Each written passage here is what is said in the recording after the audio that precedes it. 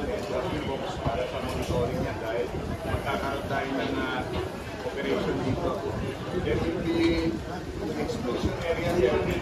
Tuloy-tuloy naman na natin ang ginagawa dahil nga no sale policy din sir except for sa mga nagpapatuka po na so may window of opportunity lang sila na makakapagpatuka and naglalak sa mga pagkasok dyan.